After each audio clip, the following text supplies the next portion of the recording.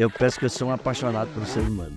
Essa intensidade, essa amplificação de intensidade, essa vontade louca de servir e ajudar, foi na EQM, mudou tudo. Aprender entendendo, eu tenho um tempo de aprendizagem, eu demoro muito mais. E aprender sentindo, eu consigo aprender muito mais rápido. Aquela família que nunca teve uma briga, por favor, cria um curso, porque eu quero fazer Não, curso. impossível. Impossível.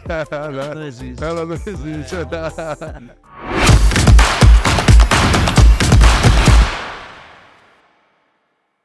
Empreendedores e empresários obstinados por resultados, sejam bem-vindos a mais um Pode Acelerar. E eu estou com um sorrisão aqui de orelha a orelha, porque eu estou recebendo nessa edição do Pode Acelerar o maior convidado de todos os tempos. Eu nunca recebi uma pessoa tão ilustre, que eu admiro tanto, que eu respeito tanto, que eu tenho tanta gratidão, tanto amor como essa pessoa que está nesse episódio do Pode Acelerar. Você deve estar curioso, né? Quem será que está aí com o Marcos? Afinal, ele já recebeu grandes nomes, grandes empresários. Quem é esse nome mais brilhante aí que ele está recebendo no Pode Acelerar? Quer saber? Estou aqui com meu pai, José Roberto Marques. Seja bem-vindo, o paizinho está aqui no Pode Acelerar.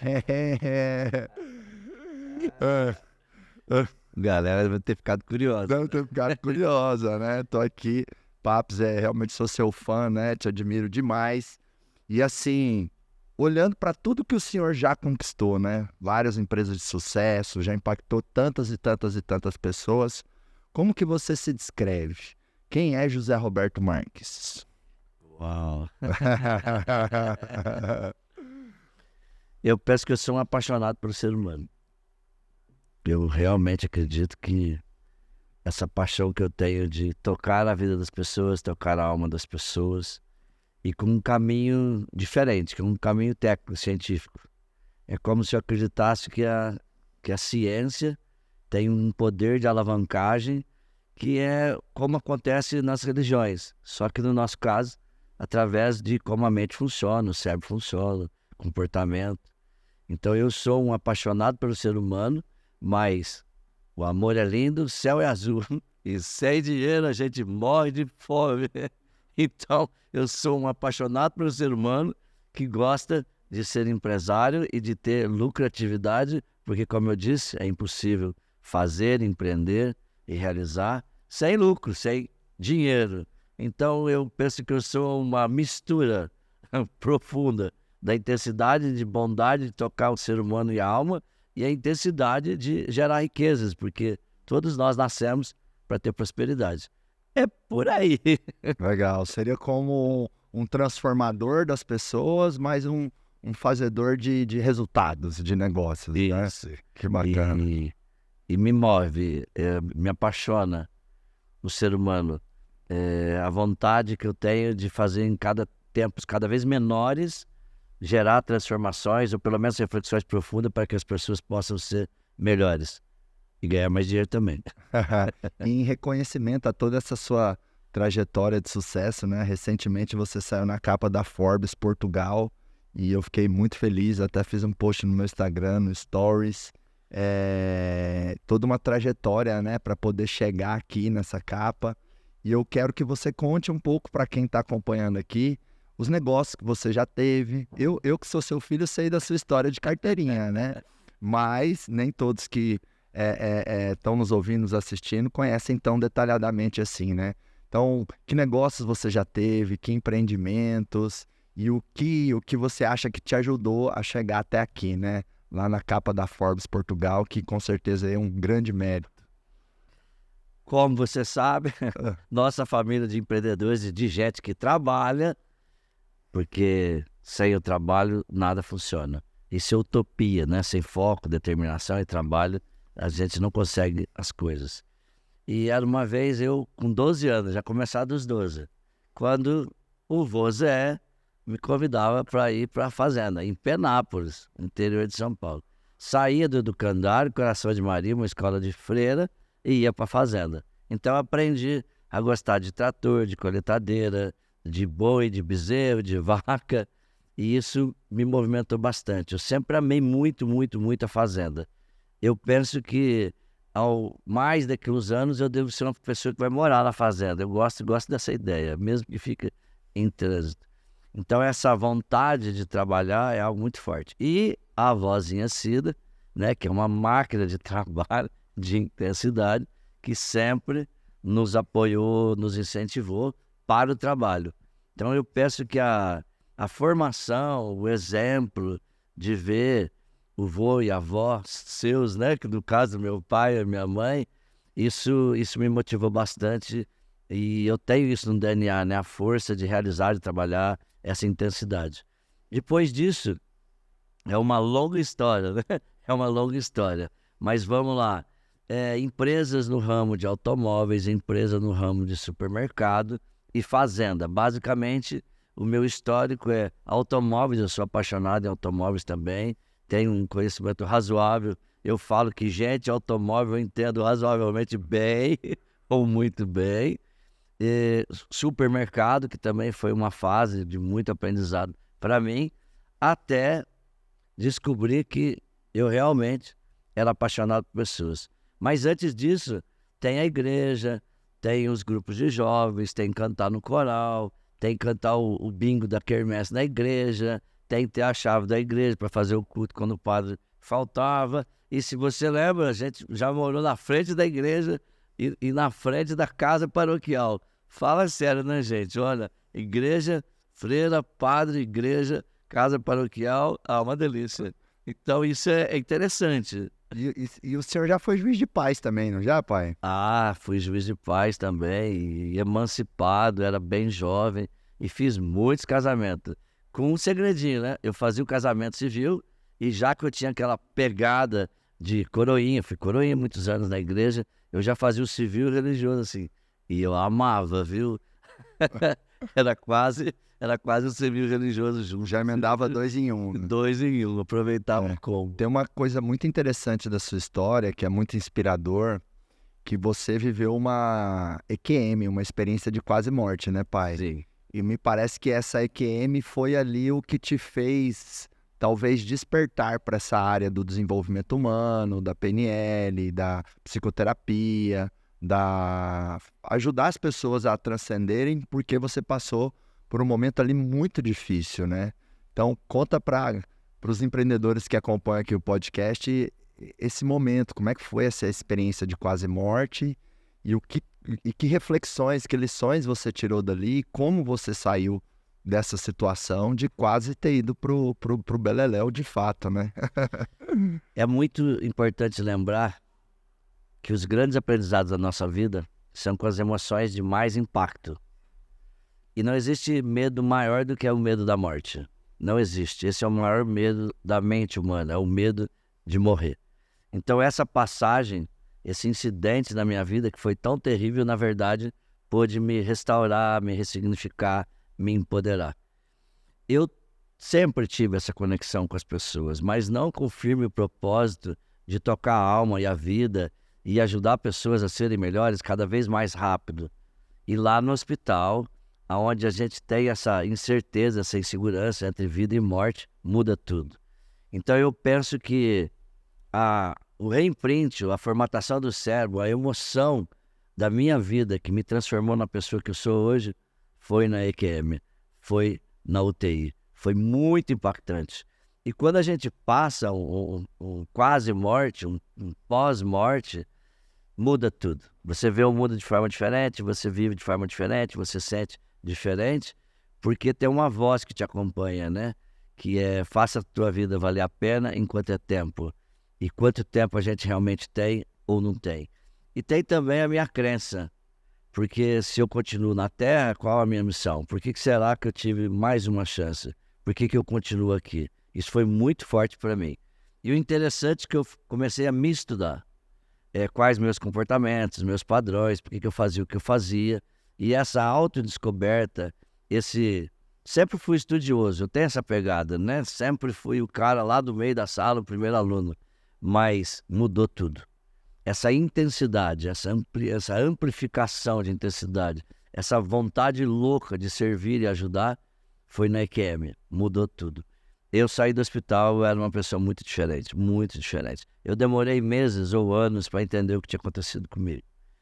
E essa pesquisa, que é o único livro que eu não escrevi ainda, porque eu acho ele muito forte, muito impactante, eu quero estar mais preparado ainda, é uma coisa que mudou completamente a minha vida. Porque quando a gente pensa de expansão de consciência, quando a gente pensa de ver o que viu no EQM, é complexo de falar, mas existe uma mudança e uma certeza, meio que uma profecia, né? Deus falando pra gente, você vai continuar aí, faz alguma coisa diferente, porque esse é o seu chamado. Não, e o que te levou para EQM foi uma situação difícil, né? Sim. Você pode compartilhar um pouquinho desse momento? Eu tive uma época da minha vida que eu comprei uma casa enormemente linda, grande, e comecei a ser visitado. Visitado é ser assaltado. Por algumas vezes, muitas vezes, mas muitas vezes, eu fui assaltado. E uma dessas vezes, além de assalto, me levaram. E é uma longa história horrível. E nesse incidente, eu tomei muitos tiros. E, aliás... Acho que foram 7, né, pai? Olha, os que pegaram. Atiraram mais. E é muito desesperador. E o mais incrível que a gente não sabe, arde pra caramba, você fica muito preocupado. E eu tenho um temor, eu tenho um pânico de sangue, né? E quando eu olhei pra mim, eu só desmaiei porque eu olhei pro sangue, né? Que eu estava todo ensanguentado. Mas a boa notícia, que foi trágico e horrível, pode ter sido o melhor evento da minha vida, porque eu me transformei numa outra pessoa. Por isso que eu falo, não existe crise no mundo, não existe adversidade no mundo que não tem um firme propósito de Deus de levar a pessoa para o próximo nível. Eu realmente acredito nisso. E por isso estou aqui, né? Esse apaixonado por ser humano, cada vez estudando mais e tendo esse propósito, essa razão de em cada vez menor tempo ajudar a pessoa a ter essa EQM metaforicamente. Então eu penso que eu vivo para gerar EQM metafóricas e filosóficas na vida das pessoas. A pessoa não precisa ter quase 40 anos para dar uma guinada na vida, para ter uma visão, uma expansão de consciência. E hoje eu consigo explicar isso de um ponto de vista neurofisiológico, dentro da neurociência, né? Os processos químicos do cérebro, da memória, e isso ajuda eu a ajudar as pessoas poderosamente. Que lindo, né? Então hoje a sua missão é fazer a pessoa ter esse despertar sem ter que tomar os tiros e sem ter que ir para a UTI, né? Talvez através do processo de cura, de autoconhecimento, de evolução, ela talvez fazesse antes e depois, né, pai? Não, daqui para frente deixa eu fazer uma melhor história, porque, poxa, tô vivo aqui ainda, né? Exatamente isso. E o mais incrível que a gente descobre que o tempo, ele é relativo. As pessoas pensam, o tempo, um ano é um ano. Mas não é bem assim. Depende da tua percepção, depende da tua intensidade. Ninguém está adiantado ou atrasado. Todo mundo está no tempo certo, no tempo da pessoa. E quando você toma essa consciência, em qualquer idade que a gente tem, você pode olhar para a sua vida e resolver dar uma guinada, uma potencializada. Porque na minha crença, todo mundo nasceu para ser melhor a cada dia, que eu falo que é um agente de transformação do mundo. Todo mundo nasceu para buscar e para servir, buscar o melhor de si, e o máximo da busca é buscar a Deus e as energias maiores. Ter essa consciência que nós usamos muito pouco do cérebro, mas nós nascemos também para sermos criadores conscientes de riqueza. E não é uma riqueza material apenas. São 7 tipos de riqueza que eu trabalho, que eu digo que se a gente ter consciência dessas riquezas, nós teremos materialidade, com certeza. E isso realmente me motiva. E a última é viver pautado em princípios e valores sólidos, que é ser filósofo da própria história. E esses 5 jornadas, 5 preceitos, 5 nortes, é que eu ensino as pessoas. E outra coisa interessante, que aprender entendendo, eu tenho um tempo de aprendizagem e eu demoro muito mais. E aprender sentindo, eu consigo aprender muito mais rápido. E a minha expertise, depois dessa expansão de consciência, depois da EQM, foi que eu preciso fazer e como eu preciso respirar para que o meu cérebro aprenda mais rápido e que eu sinta muito mais, que é o poder da meditação. Hoje eu realmente acredito que o meu dom, cada final de semana, eu sinto que eu estou melhor. Então essa expansão, essas associações, livros de associações do cérebro, essa energia vital, essa capacidade de intuir, de sentir energeticamente as pessoas, cada final de semana eu tenho uma clareza que eu tenho mais habilidade. E o interessante é que eu sinto, falo, e depois eu falo para mim que eu entendi o que eu falei. Mas é uma intuição, é realmente um processo divino, está além da minha explicação. Eu realmente sou uma pessoa que sente, faz e depois consigo explicar para mim. Eu sou muito inusitado nas minhas meditações, eu construo meditações e eu mudo todas o tempo todo e nunca repetir a mesma coisa. Realmente. Isso é legal. Eu que tive a oportunidade de trabalhar lá, empreender com você uns 13 anos, mais ou menos, acho que foi de 2006 até 2020, alguma coisa assim. Você é o melhor do mundo, sem sombra de dúvida, em criar essa experiência de meditação que gera um clique ali nas pessoas. Milhares de pessoas eu já vi elas tendo assim transformações das mais diversas possíveis, transformações emocionais, familiares, né? Nem sei se a gente poderia falar aqui, mas transformações até de doença biológica. Eu lembro do caso da Cláudia, que era uma aluna que não conseguia engravidar e depois de um tempo ela engravidou. Então isso foi muito bonito. Agora, complementando assim o que você trouxe, né? Essa sua crença de que as pessoas nasceram para serem melhores. Às vezes eu faço uma provocação assim com as pessoas, pai, e vou te usar aqui para eu chegar no raciocínio, que é assim, ó, você escreve um livro para dar certo ou dar errado? Para dar certo sempre e para tocar mais vidas. Exatamente. Você tem filhos para dar certo ou dar errado? Para dar certo sempre. Você decide empreender uma empresa para dar certo ou para dar errado? 1000 vezes certo, muito certo. Então, talvez faça sentido refletir que a essência dos projetos que acontecem na natureza é para dar certo. Então, não faz sentido a pessoa dar errado.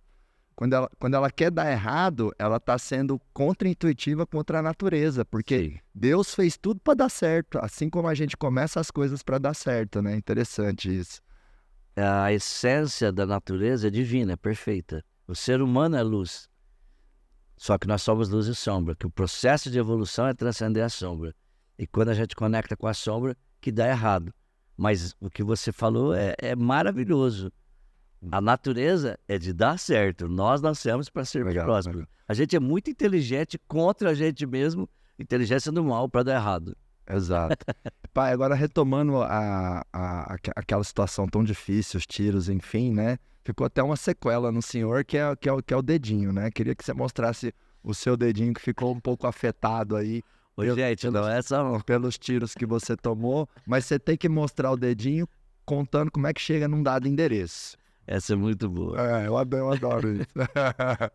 Pensa, eu lá no IBC de Goiânia, que é uma avenida principal, e lá no final da avenida tem uma curva para chegar no Clube Jaó. E isso já aconteceu algumas vezes. E tô lá, tranquilo, para o carro. Aí a pessoa, onde é o Clube Jaó? Aí você coloca a mãozinha, vai reto assim, lá, né? Gente, olha que interessante, o dedo é perfeito. E quando você chega lá na frente, você pega e você contorna a rua pra cá, entendeu? Olha que lindo, diferente. E aí, você continua reto. E lá na frente tem outra rotatória, você também. E muitas pessoas olham pro meu dedo, tipo assim, nossa, ele consegue entortar o dedo. Mas na verdade, né, não é que eu consigo, não. Eu já tenho um defeitinho de fábrica, olha aí. Foi uma sequelinha que ficou, que um dos tiros foi bem aí, né, pai? Esse foi o primeiro tiro que eu tomei e literalmente o meu dedo caiu, né? Ele foi recolocado e olha, ficou perfeito. Quando você conta a história, brinca com o dedo, olha pro dedo, que sentimento que te vem? Que lição que te vem? Isso é interessante, porque no começo vinha uma dor dos infernos, né?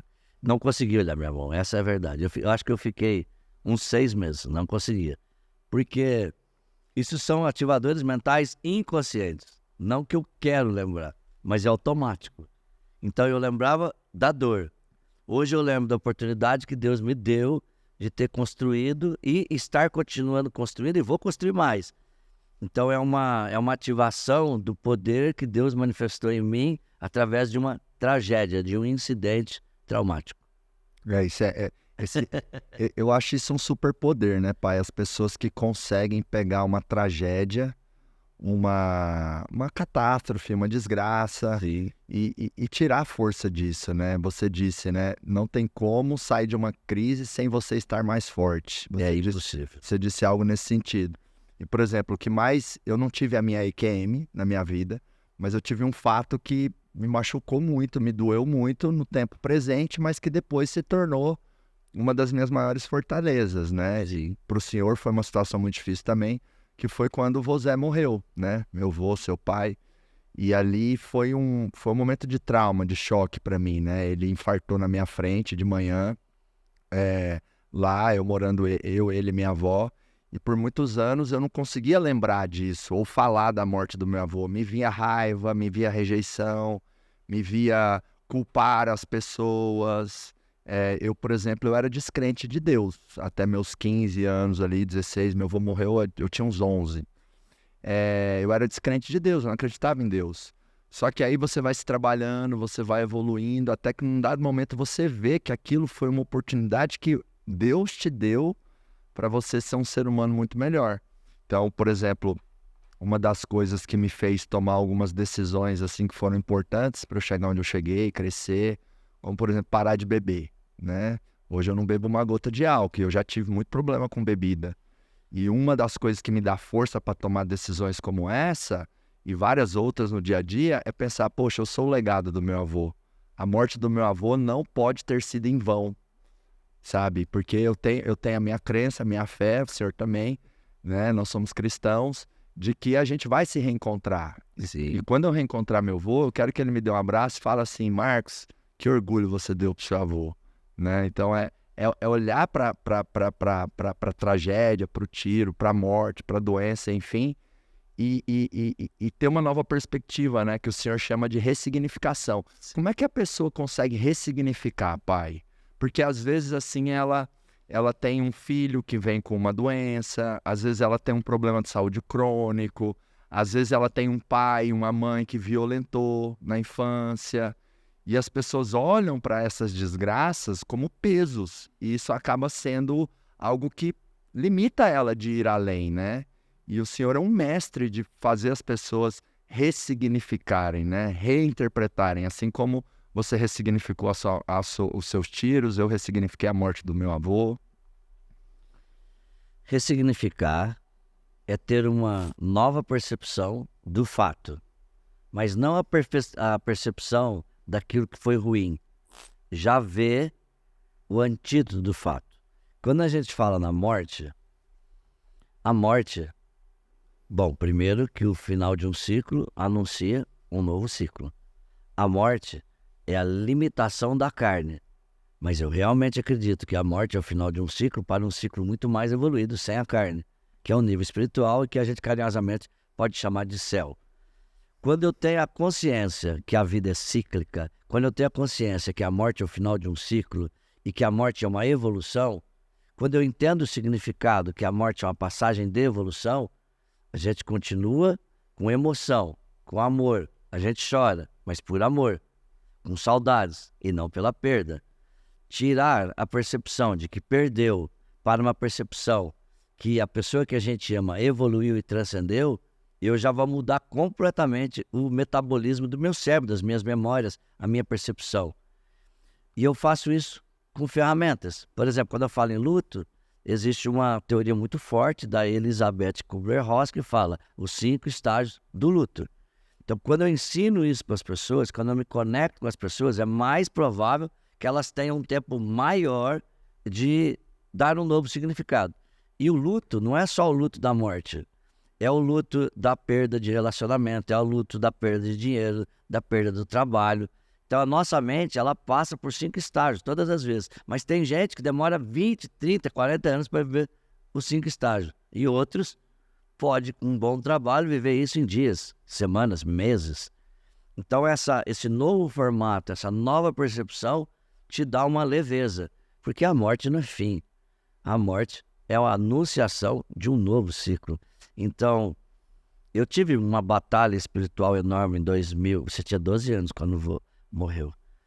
Eu tive uma batalha espiritual enorme, porque do tipo, poxa, não dava para levar as pessoas ruins, os bandidos, picareta, sem vergonha, porque, como você sabe, meu pai, que é seu avô, não era um ser comum, né? A bondade, a beleza, a benevolência, ele é uma alma em evolução. E o interessante que eu falo, que o Vosé, ele sempre foi uma alma em evolução. Eu fui me reconstruindo, eu fui me fazendo, eu fui me espelhando. E a essência dele é luz. O vô sempre foi luz. E essa perda é dolorida, mas quando você vê, caramba, ele foi com 61 anos, foi que ele já evoluiu. Então, que bom, por mais que doa. Mas se a gente continua pensando que é uma perda, a mente não vai aceitar e o luto não vai passar. Sabe uma outra coisa que eu penso também, pai? Vê se você concorda. A forma como meu avô morreu, que é um infarto fulminante, é uma morte abençoada.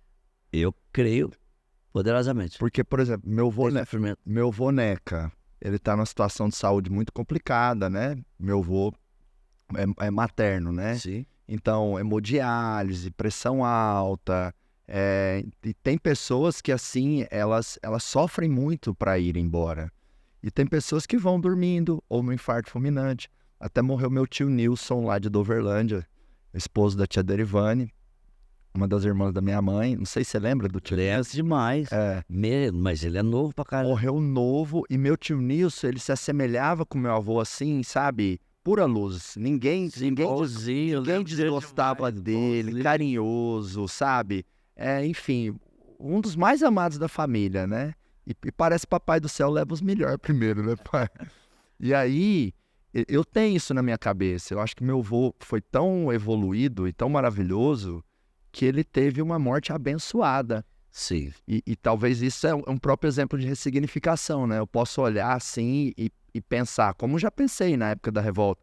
Pô, meu avô não fumava, não bebia, não tinha um fio de cabelo branco. Por que ele infartou? Nadava. Isso é um absurdo, cara. Nadava. Eu lembro que voltando das lojas de carro que vocês tinham, às vezes a gente chegava, esquecia o controle em uma das lojas, tinha que pular o muro, meu avô pulava o muro comigo.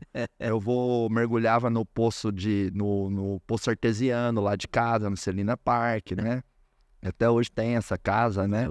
Então, assim, e aí quando você sai da revolta e você, poxa, olha como Deus levou meu avô, que bênção, né? Então, faz sentido isso, não faz, pai? Total sentido. Agora, fiquei curioso aqui, quais são esses 5 estágios do luto, ou da ressignificação, ou de criar uma nova percepção, que para mim é um dos maiores superpoderes, porque todos nós vamos enfrentar crises e problemas, né? Todos. Seja de saúde, seja nos negócios, seja um funcionário que te passa a perna, seja uma briga com um sócio, seja uma briga familiar, né? Aquela família que nunca teve uma briga, por favor, cria um curso, porque eu quero fazer esse curso. Impossível. Ela não existe. Ela não existe. Então, assim, quais são essas etapas, essas 5 etapas, para a gente ensinar para o pessoal, quem sabe, a ter esse superpoder? Legal. De passar pelo luto, de ressignificar, de reinterpretar uma desgraça numa bênção. Primeiro vamos lembrar que é impossível viver sem ter nenhum problema. Porque a natureza da evolução da mente e da vida é o subir e descer. Tanto é que na UTI, quando a pessoa morre, a linha é reta. E quando você está vivo, ela faz isso. Não existe ninguém na face da Terra, absolutamente ninguém, que é perfeito. Esse tem uma elevação espiritual. A essência da vida é acertar e errar. A ideia é que a gente sofra menos e vá evoluindo. 5 estágios do luto, da mudança, da transformação. O primeiro é a negação. A gente tem uma tendência a dizer, não, isso não está acontecendo. Não. E tem gente que nega assim, tipo, 1 ano, 2 anos, 3 anos, não entendeu ainda. Vamos imaginar uma crise financeira ou a morte de alguém mesmo. Ela está presa na dor. O segundo estágio é a raiva. Então, você nega, você fica ali naquele combate interno, aquele diálogo interno, e depois você tem uma energia, muita raiva. E você quer realmente descontar no mundo e nas pessoas, e muita raiva, dá um pico. E essa raiva, ela te dá uma ação que te leva lá para cima e depois o tombo é lá embaixo. O terceiro ciclo é a depressão. E a depressão, de tristeza, de perca de energia, de querer desistir do mundo. Então a gente nega, fica com uma raiva e de repente, tum, que é onde passa para o terceiro estágio, que é o diálogo interno. Você começa O quarto estágio. Isso, quarto estágio. Você começa a ter um diálogo interior, diz, espera, o que é a vida? O que é a morte? Tá, mas meu pai morreu de infarto fulminante, ele nem sofreu, era puro, belo, todo mundo amava. Uai, então, com 61 anos ele teve evolução espiritual? Teve. Aí você vai começando a organizar dentro com percepção cognitiva mesmo. E o quinto estágio é a aceitação. Então pensa, enquanto eu não aceitar, eu estou sofrendo. E uma coisa forte, que qualquer falta de aceitação é sofrimento. E aí já tem a teoria dos estados internos, né? Só existe 2 estados internos da mente. Ou você está no estado de graça, e compaixão, e amor e bondade, ou de sofrimento. Então toda falta de aceitação é sofrimento. Então tudo que acontece e eu não conformo, não acredito, eu estou sofrendo. Então é muito melhor a gente viver 5 estágios.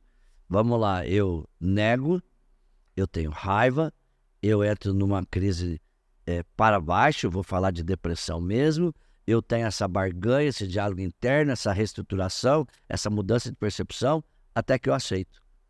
Todo mundo vai passar os 5 estágios em tudo. Nossa, que interessante. E te ouvindo assim, veio na minha cabeça, né? Se a pessoa conhece, talvez ela pode acelerar cada estágio, né, pai? Conscientemente. Isso mesmo. E saber que ela vai precisar passar pela raiva, ela vai precisar sentir dor. Não adianta também. Tem pessoas que sofrem um luto, uma crise, um problema qualquer e falam, ah, não, isso não vai me abalar. É impossível não abalar. Enquanto ele fala não vai me abalar, ele nem começou a passar pelos 5, né? É a negação. Ele tá na primeira. Tá na primeira. Tá achando que venceu, mas tá na primeira. Isso, tá negando. Então, olha aí, ó, empreendedores e empresários.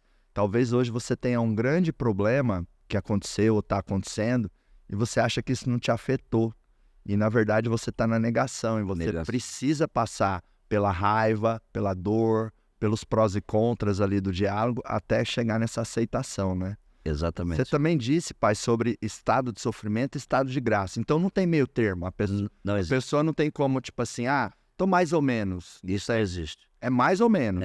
Ou ele está num estado de graça, que é uma palavra que eu amo, né? Compaixão, amor, bondade, receptividade, equilíbrio. Seria alta performance, usando as habilidades dele. Isso. Ou está lá sofrendo. Então, um milhão de desculpa, uma conversa. Então, será que dá para entender quando alguém fala assim, ah, tô mais ou menos, na verdade ela tá para baixo? Ela tá menos. Tá menos. Tá negando menos ainda. Ah, entendi. Tá continuando primeiro. Pai, agora, já que a gente citou aqui meu vô, queridinho Vozé, vou pedir pro pessoal da edição pôr o rostinho do Vozé aí, nessa edição. Que característica meu avô tinha, boa, muito forte na personalidade dele, que o senhor acredita que repassou para você e que também, e aí de você repassou para mim? Ah, esse é muito fácil. Qual que você acha que é a característica, uma característica forte do meu avô que foi para você, que aí acabou vindo para mim também? A bondade, a simplicidade, esse jeitinho que a gente tem de amar profundamente, poderosamente as coisas e as pessoas. Teu avô é um exemplo vivo na face da terra. E isso continua comigo e continua com você. Então, por mais que a gente tenha habilidade, competência, estratégia e foco, existe uma pureza na alma, uma bondade na alma, uma intenção genuína do ser humano que as pessoas têm ou não têm, ou elas trabalham para ter, e a gente nasceu com isso. Então, essa com certeza é disparado a herança que a gente tem do Vozé, para mim e para você. Acho que se perguntar para 100 pessoas, não sei, vão concordar. E essa bondade que você diz, pai, seria isso que faz a gente manifestar esse comportamento de carinho, que a gente é muito carinhoso na nossa família. É isso. Carinhoso, é bem isso, isso, né? Exatamente isso. O senhor chama os filhos de pistolinha, né? Todos até hoje, pega na bundinha. Morde, beija. Morde, beija. E aí a gente é sedento por resultados, mas somos muito carinhosos, né? Com a equipe, com todo mundo. Então, isso vem lá realmente, meu avô era Muito Demais. carinhoso, né? E em 90% ou 95% eu consigo. 5% não, Por causa da luz e da sombra, né? por causa da Todos legislação. nós. E cuidado com o equilíbrio total, que isso é a morte física. E cuidado. Nós somos normais, né, Nós somos pai? normais. Eu te erra, faz cara. Exagera. Pai, quero te pedir para você contar alguma história que seja divertida, engraçada ou de superação, de quando eu era criança ou de quando eu era adolescente, enfim, alguma história que vem aí que você acha que gera alguma lição ou alguma conexão para as pessoas que Gente, estão nos ouvindo. uma coisa bem engraçada do Marcos, que o Marcos e a mamadeira eram inseparáveis. Ah, verdade, verdade, verdade, verdade. É uma longa história aí da mamadeira ser jogado fora aos 12 anos. Eu mamei até os 12, né? 12 anos. Até a morte do meu avô eu mamava. E lembra que eu joguei a mamadeira fora, Sim. não sei se te contaram. Sim, Muitas eu lembro. vezes. Não, eu lembro de várias vezes do senhor puxar a orelha e ficar bravo em relação à mamadeira, e com razão, né? Porque meus avós me super protegiam. Essa é muito. É verdade. Ali, ó. É muitas vezes. Tá aí nossa empreendedora, uma curiosidade de Marcos Marques, viu? Antes desses negócios de resultado, esse cara disciplinado, eis aqui o cara que mamou na mamadeira até os 12. 12 anos de idade, que o pai jogou a madeira fora umas 50 vezes e a avó comprou de novo. Cara, comprar uma nova. Essa é muito Pai, boa. o senhor também jogou minha chupeta fora, eu lembro mais ou menos. Joguei também. Senhor, não sei se você jogou fora, deu descarga, e você me prometeu uma bicicleta, um negócio assim, não é? Como é que foi essa história? Essa é a compensação, né? Você teve uma estratégia efetiva. Na vida. É. E além da chupeta, da bicicleta, eu tô lembrando do bug, né? É. Tem a história de um bug aí também. Nossa Senhora. Você lembra do buguinho? Lembra, um buguinho roxo, né? Que eu ganhei. Ai, meu Deus. Gente, se achar que mamadeira é ruim, tá um exemplo aqui que não é. Não, é assim, isso aí meu avô e minha avó exageraram. Tinha só 12 aninhos. Tava novo. Não, obrigado, pai, ainda bem que você arrancou aquela mamadeira. Porque com 12 eu já tava chegando a idade de namorar, paquerar as meninas e ainda tava naquela mamadeira, né? Você sabe, né? Eu tô usando o aparelho agora, né, pai? E aí eu perguntei meu dentista, o Dr. Rodrigo Prata Rocha, assim, dentista fenomenal, assim, virei fã. Falei assim, doutor, meus dentes ficaram muito tortos assim por causa da mamadeira, porque eu jurava que era. Aí ele explicou que ele acha que não. Porque acontece, a gente tem desvio de septo, né? Sim. O senhor tem, o Arthur, meu irmão. E aí o que ele me disse, Marcos, pelo seu desvio de septo, quando você era criança, a sua mandíbula, sua maxila, seu osso não desenvolveu tanto. Porque a gente desenvolve a mandíbula para caber os dentes certinhos através da fala e da respiração.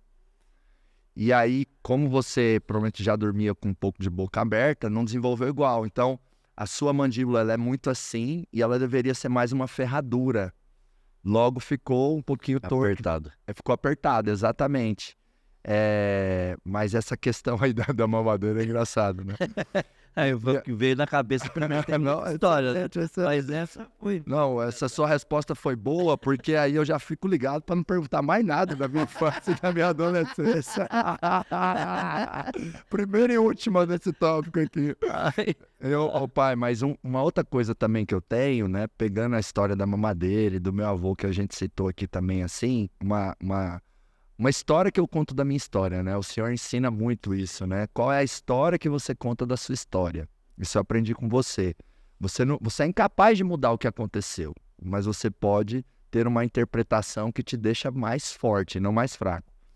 E uma interpretação que eu tenho é assim, porque eu e meu avô, a gente era carne e unha, né? Sim. Minha avó do casal do meu avô, da minha avó, minha avó era mais empreendedora. Eu lembro que ela ficava nas empresas com você até de madrugada, tal. E meu avô fazia questão de me buscar na escola, de almoçar comigo. Na hora certa. Exato. Na hora certinha. Certinha, meu avô era bem, né, assim, com horário. Então, foi muito difícil mesmo, assim, eu lembro. E aí, um outro ponto que eu assumi como verdade, porque é verdade, é que, assim, meu avô e minha avó, eles me deram muito amor, muito carinho, mas exageraram no amor e no carinho. Prova disso é a mamadeira, né? Então, muito super protetores, né? Muito, enfim, exagerados ali na criação. E aí eu penso assim, Deus levou meu avô para que eu pudesse crescer como homem. Porque eu penso assim, meu avô e minha avó me protegiam tanto, né? Me davam tanto carinho, tanta proteção, enfim, que se meu avô ficasse mais uns 10 anos, pode ser que eu virasse aquele adolescente, ou aquele marmanjo encostado na casa dos avós, assim, de tanto que eles, sabe, me protegeram. Protegeu muito. Então, eu comecei a chegar na seguinte conclusão. Meu avô se permitiu ir, Deus entendeu que era o momento, porque precisava criar aquela cisão, assim, sabe? Aquela libertação do Marcos com os avós, que não aconteceu ali quando eu tinha 12 anos, mas foi acontecendo com o desenrolar da vida. Sim. Então, nisso eu pude ver também a bênção, o lado positivo da morte do meu avô. Porque isso me ajudou a ser o homem que eu sou, a amadurecer, né? A sair da juventude e ir para a vida adulta e assumir algumas responsabilidades com o decorrer dos anos ali, é claro, né? Então, mais um exemplo aqui de ressignificação, que isso é muito forte, porque pergunta sobre minha história não vai ter mais. Pai, vamos lá, aproveitar aqui, você que é esse grande cientista do comportamento humano, na sua opinião, qual é a maior, ou quais são as maiores limitações que as pessoas têm? O que mais impede, assim, o ser humano, sabe? Na sua experiência tendo transformado milhões de pessoas, você já vendeu mais de 10, 12, 15 milhões de livros. Então, você para mim hoje é o maior cientista do comportamento humano, não só porque é meu pai, mas pelos resultados, pela sua trajetória, por ter vivido um momento de quase morte mesmo. Então, acho que você tem uma história muito única, né? Sim. Que além da teoria, teve a prática de fato de ter superado muitas perebas, né? A morte do meu avô, esses assaltos, esses tiros, e eu acho que isso conta muito, né? Quem tem a prática tem a legitimidade para poder ensinar. Se a vida são nossos significados, qual a dificuldade que a gente tem de atribuir significados positivos e poderosos? E como isso é possível? Autoconhecimento. Se eu não sei o que me faz bem, o que me faz mal, se eu não consigo ver que eu sou um agente de transformação do mundo, que eu sou um buscador, que eu sou um criador, que eu sou um criador consciente de riqueza. Se eu não vejo isso, eu não vou ter absolutamente nada. Então a maior dificuldade do ser humano é de se conhecer quem a pessoa é. E quando eu me conheço e sei das minhas limitações e dos meus poderes, eu mudo os significados. E quando eu começo a mudar a percepção e os significados, eu trabalho diferente, eu ajo diferente. Então eu me conheço, eu mudo meus significados para ter sonhos diferentes, desejos diferentes, intenções diferentes. Aí eu ajo diferente. Se todo dia na vida a gente passar pela mesma rua e não ver nada diferente, na mesma rua que você passou, alguma coisa está errada.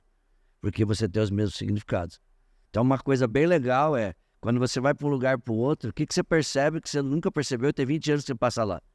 Porque quando você altera os significados, as percepções, você vê o que você não via. Então a maior dificuldade do ser humano é essa evolução de significados, de percepção. E isso é autoconhecimento. Nada é pior do que não saber como você funciona. Imagine um carro maravilhoso que você não sabe as funções. Para que serve o carro? É um carro como o outro. E assim, os carros têm funções fantásticas, se eu souber operar. Porque senão não serve para nada.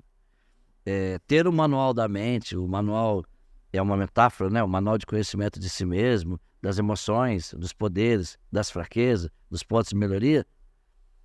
Saber como se funciona profundamente é a maior dificuldade do ser humano, não tenho dúvida disso. Por isso eu dedico a minha vida para ajudar as pessoas a melhorar, a potencializar a percepção sobre elas mesmas. Melhorar o autoconhecimento. O autoconhecimento. E eu vejo que as pessoas, pai, têm muita dificuldade de se perceberem, né? Sim. Principalmente perceberem, às vezes, assim, erros ou características não tão boas. Que recomendação você tem para a pessoa aumentar o autoconhecimento, olhar no espelho e ver a verdade, assim, não talvez só uma construção da própria cabeça da pessoa?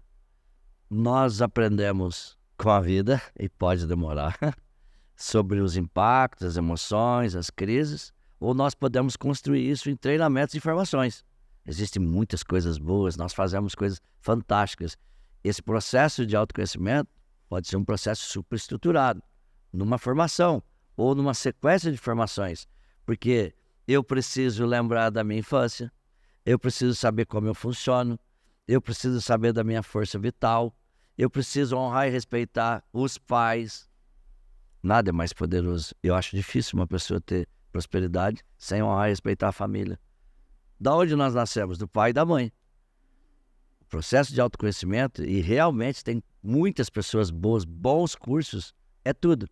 Posso falar de terapia, posso falar de constelação familiar, posso falar de processo de coaching e também posso falar de formações que empoderam e aceleram isso muito mais rápido. A moeda mais cara do mundo é o tempo. Quando você, em menos tempo, tem essa maturidade, isso é tudo. É tudo que uma pessoa pode fazer.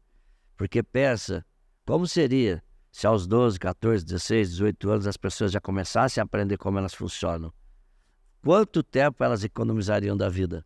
Porque a gente aprende por metáfora, por exemplo, pela ciência ou vivendo.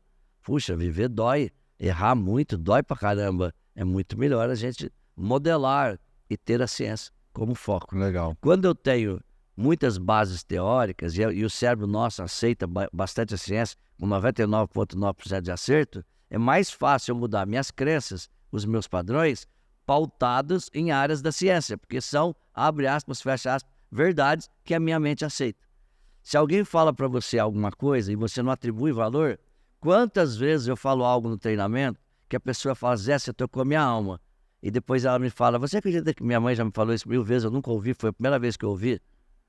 Porque a pessoa não estava pronta para ouvir, para processar. E talvez a habilidade, um dom de um treinador é criar um ambiente de reputação, criar um ambiente de uma autoridade inconsciente, criar um ambiente que a pessoa decida escolher ouvir para processar. Isso é muito poderoso. Que legal isso. As imersões, as intervenções, os processos de autoconhecimento, eles aceleram a nossa compreensão de si mesmo. Exatamente isso. E os 5 estágios da mudança ou do luto ou da morte. Eu sempre recomendo para os empresários assim, ó, pelo menos uma vez por ano que seja, tem que fazer algum treinamento, alguma imersão, alguma capacitação para olhar para a pessoa, não olhar para a empresa, para justamente fazer essa retrospectiva que você falou aí, né? Como é que foi sua história de vida? Como é que foi sua criação? Quais são os seus princípios que norteiam você? O que você ainda tem mágoa? O que você tem que perdoar? Né? Coisas que eu passei por essa jornada de evolução, né? Por estar caminhando ali junto com você há muitos anos. Foram vários cursos que eu fiz com o senhor, vários cursos que eu fiz na área de desenvolvimento humano, que me ajudaram a fazer essa retrospectiva, essas reinterpretações e esses empoderamentos da própria história, né? Sim. Então você, dono ou dona de empresa, quando foi a última vez que você realmente se disponibilizou a entrar num processo de autoconhecimento, de autotransformação? Porque a sua empresa, ela vai ser reflexo de quem você é. Eu sempre falo, né? A empresa é reflexo do dono, da dona, dos sócios, das sócias. Então, quando você melhora você, automaticamente você vai melhorar ali o seu negócio, né, pai? Com certeza, né? Porque a empresa são pessoas, somos nós. Para os empresários que estão nos ouvindo aqui, dos programas que você tem lá no IBC, que são vários, o que você acha, o que você recomenda como um primeiro passo? Eu quero estudar lá no IBC. Adorei o Pai do Marcos, super recomendo, tá aqui. É o fera dos feras, o mestre dos mestres, não é porque é meu pai não, de verdade. Então aqui é uma recomendação profissional, uma recomendação, né, como mentor, né? A galera que me acompanha me considera um mentor. Então assim, qual que seria uma melhor opção? Se eu tenho 3 dias na vida, com certeza o DSP Desperte Seu Poder é uma imersão que a cada semana eu tenho aprofundado e melhorado. É realmente uma bênção. Eu acredito que o DSP, mais do que uma porta de entrada do mundo financeiro, é uma forma de eu ajudar e contribuir ao mundo, porque é um custo-benefício extremamente poderoso. E se eu realmente quero uma mudança, uma mutação, uma virada, anos, e você tem 8 dias ou 7 dias, uma semana inteira, de segunda a domingo, ou quinta a domingo, 2 vezes, no mês e no outro, com certeza o PSC é o nosso curso que vai reestruturar a percepção sobre si, a pessoa vai aprender a contar uma nova história, a ver o mundo de outras formas e mais, ao mesmo tempo, muitas ferramentas que ela utiliza para a vida dela, mas que são replicadas na empresa. Então eu falo que o PSC é um híbrido forte, é um poder de si mesmo e um poder de si mesmo para ser utilizado na empresa. São muitos produtos que nós temos, né? Dezenas, mas esses 2 produtos, Legal. Essa imersão de 3 dias ou essa formação de 7 ou 8 dias, DSP, Desperte Seu Poder, e o PSC, que é o Professional Self-Coaching. Legal, então fica aí fica a sugestão, vou colocar os links na descrição desse vídeo, apareceu o QR Code aí na tela, porque o empresário e empresária que evolui como ser humano vai evoluir os números lá da última linha do DRE também, com certeza. Eu sempre falo que o sucesso na empresa ele vem desse próprio sucesso pessoal e vice-versa. Pai, agora é o seguinte, um tema que eu quero trazer aqui na mesa é o tão falado propósito, né? Talvez seja um dos temas mais falados aí pelos experts, pelas pessoas que ajudam outras pessoas. Para você, o que é o tal do propósito de fato e como descobrir o seu propósito? Vamos falar de propósito. Bora. Quero lembrar que eu tenho 2 livros. Um chama Missão de Vida e o outro chama Legado, ou seja, Propósito. Eu escrevi um livro inteiro sobre isso. 2 só desses temas. Só desses temas. O senhor está com o quê? Com 71 livros. 71 livros já publicados. Uau, é uma máquina de conhecimento. Terça-feira sai os 7 Dores da Alma. Estou apaixonado. Eu sei que o senhor tem uma meta de chegar em 100 livros. Vou chegar. Missão de vida. Para falar de propósito, eu vou falar um pouquinho de missão, porque uma coisa é micro, outra coisa é macro. Missão de vida são dons e talentos inatos ou construídos que nós colocamos em prática. Então, a nossa missão de vida na Terra é que Deus nos deu habilidades e competências ou trilhas neurais de aprendizagem, onde você tem uma tomada de consciência, você tem competência, você tem habilidade para servir o mundo. Então, a missão de vida é o que eu consigo fazer, o que eu sei fazer, o que eu gosto de fazer, eu vou aprender a gostar para ajudar o mundo a ser melhor. No fundo, missão de vida tem a ver com servir o mundo. A nossa missão, os dons e os talentos, faz a gente ganhar dinheiro? Faz você ter reputação? Faz. Mas lá na essência, não é isso. Quanto mais eu consigo ajudar outras pessoas naquilo que eu faço, eu tenho mais remuneração e maior impacto no mundo. Quando eu estou num treinamento, todas as pessoas que estão lá na imersão, centenas ou milhares de pessoas, elas fazem parte da minha missão de vida, porque eu estou ali diretamente conectado com elas. Porém, essas pessoas, elas pegam a essência do que elas aprenderam comigo, ou partes do que elas aprenderam, e elas vão levar isso para outras pessoas. Essas pessoas que talvez eu nunca conheça, fazem parte do meu propósito de vida. Então, a missão é micro, o propósito é macro. Propósito é o significado, é a causa, é a razão maior da nossa existência na Terra. Mas é uma razão e uma causa e um significado macro. A missão é micro. As pessoas que vêm até aqui, os empresários que você atende, é a tua missão de vida. Mas os colaboradores, os que você não conhece, é propósito. Quando nós utilizamos a nossa missão de vida, nós estamos construindo um propósito. Propósito significa causa. Qual é a causa, a razão? Qual é o significado maior da minha existência na Terra? Quando eu falo em propósito, eu falo de construção de legado. E o legado é uma longa história que tem 7 níveis, mas o legado do 7º nível é tudo que vai ficar depois que a gente morrer. Todos os cursos, todos os dias, eu falo do Vozé. Eu estou conversando, eu vejo ele, eu sinto, ele conversa comigo no ouvido, é muito louco.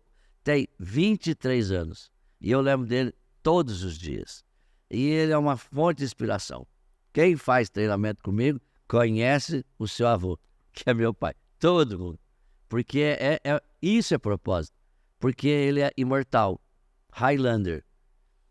Quer falar de propósito? Tem um cara que tem 2023 anos, bilhões de pessoas lembram dele, né? Ele é Highlander também, Jesus Cristo.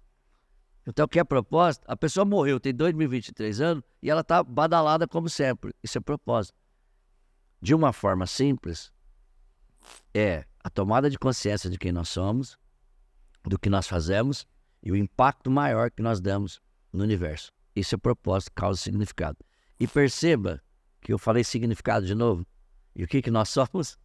Nossos significados. A pessoa que evolui e tem percepções maiores da vida tem mais significado, ou seja, mais propósito. Porque propósito ao pé da letra é a intenção de fazer algo. E a intenção de fazer algo na alma é impactar o mundo por um mundo melhor. Parece filosófico, tem gente que fala, Zé, mas não é filosófico demais? Não é filosófico demais. Aliás, é muito simples, é muito óbvio. Se eu planto bem, se eu faço bem, se eu tenho intensidade, é óbvio que vai dar certo. Se você tem propósito, ou seja, se você tem uma alma boa, uma intenção, tuas capacidades e habilidades são colocadas em prática e você consegue ter visão do futuro, a tua certeza do que isso existe, você vai impactar. Isso é propósito. Propósito dá outro curso inteiro, né?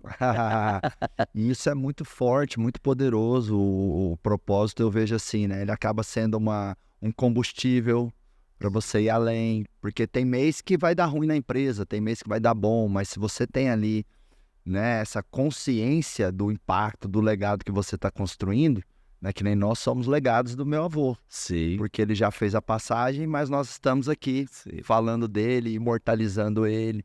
Então, tudo aquilo que você vai, né, deixar de impacto tem a ver com o seu legado e você se sentir nessa rota, né, de que você está impactando o mundo, fazendo a diferença do mundo. Eu faço esse trabalho muito forte lá no Acelerador Empresarial, porque muitos empresários, eles veem a empresa como um mecanismo para fazer dinheiro. E acaba sendo uma interpretação muito superficial e muito pobre da empresa. Raso. Isso faz com que os colaboradores acabem produzindo menos. Porque, consciente ou inconsciente, através de falas e comportamentos, a mensagem que aquele empresária dá para a equipe é assim, ó, isso aqui, gente, é para deixar eu rico. Isso. Sendo que quando ele toma posse do propósito, desse impacto que ele vai gerar nas pessoas que ele conhece e nas pessoas que ele nem conhece, a equipe começa a perceber ali a empresa como um mecanismo de impacto no mundo, né? De servir a sociedade. Então é por isso que eu falo assim, ó, bota na missão da empresa ou no propósito da empresa uma frase, uma declaração que seja algo assim que é romântico, que é nobre, que é engrandecedor para a empresa. Sim. Né? Não precisa necessariamente, minha missão, se eu tenho um posto de gasolina, minha missão é vender gasolina com preço justo. Ou meu propósito. Raso. Algo superior seria assim, o nosso propósito é garantir o direito de ir e vir das pessoas. Algo maior, algo nobre. Né? Porque aí você vai ter algumas pessoas do teu time trabalhando não pelo salário, mas pela causa. Isso faz uma grande diferença, assim, né? Outro exemplo forte é que legado pode ser herança. Mas que tipo de herança? Porque herança pode ser imóveis, mas a herança pode ser história para sempre. Então, a pessoa quer uma empresa o quê? Para as coisas ou para essa herança para sempre? Que também é uma coisa interessante. Porque o legado também tem 7 níveis, aí o primeiro são as coisas. Porque você pensa assim, herança, é legado? É legado, mas é o mais raso de todos, porque são objetos. Vai além, né? Isso. Talvez tenha a ver com um raciocínio que eu faço, que é mais importante do que o que você vai deixar para as pessoas, é o que você vai deixar nas pessoas. Né? Exatamente isso. Meu avô não deixou um grande patrimônio para a gente, né, pai? Especialmente para você, que é filho. Eu nem herdeiro não sou, né? Mas apesar dele não ter deixado patrimônio material, ele deixou um patrimônio de caráter, de história, de bondade. De bondade, de honestidade. Exatamente. Então ele acaba sendo para nós uma fonte inesgotável de seguir em frente e tal, né? A minha principal âncora, quando eu tô mal, ou quando eu tenho que subir no palco, ou quando eu tenho um desafio, ou quando eu tenho eu preciso acessar meu melhor muito rápido. A minha principal âncora é fechar os meus olhos e lembrar do rostinho do meu avô. Eu tinha uma brincadeira com meu avô, ele tinha uma pintinha preta aqui na orelha. E eu tinha uma brincadeirinha com ele assim, que eu fazia assim na orelhinha dele, e ele fazia assim, miau! Ele fazia um gatinho. É. E na hora que eu fecho o olho, pai, e lembro disso, Nossa, que forte. eu acesso minha melhor versão, assim, de uma forma muito instantânea, assim. Parece que eu toquei Deus, assim, sabe? Muito rápido. Então, eu acho que é desse legado que o senhor tá falando, né? Legal. Não o que eu deixo para as pessoas, o que eu deixo nas pessoas, né? Lindo demais. Pai, é o seguinte, eu tô no momento agora de construção, de crescimento, prosperidade, Deus me abençoando demais, né? Eu e a Lilica fazendo um trabalho aí que a gente está impactando muitas empresas, crescendo numa velocidade assim, que até confesso às vezes assusta, né? Mas por outro lado a gente se sente preparado, a gente se sente merecedor. E eu quero ouvir um conselho seu, de pai para filho, né? Conhecendo a minha história, conhecendo a nossa história, conhecendo eu, a Aline, toda a nossa família, enfim, né? Um conselho para esse momento que eu estou, assim, o que te vem aí no coração, que falas você pode deixar, porque aí esse conselho é para mim, mas eu sei que de alguma forma ele vai servir para todos que estão nos ouvindo, nos assistindo aqui. Quando eu conecto com as histórias, com a minha história, a história da nossa família, eu fico lembrando sobre foco. A gente vai construindo, a gente vai crescendo. E é claro, é interessante diversificar investimento, mas diversificar investimento é muito diferente do que focar onde você tem, abre aspas, a galinha dos ovos de ouro, onde você tem uma tendência maior, uma habilidade maior, uma missão, um propósito maior. Então a grande dica é, lembra o que está te levando a 1.000 km/h, e por mais que venha coisas a 20 km/h ou 100 km/h, esse norte, essa direção, nunca deve ser esquecido.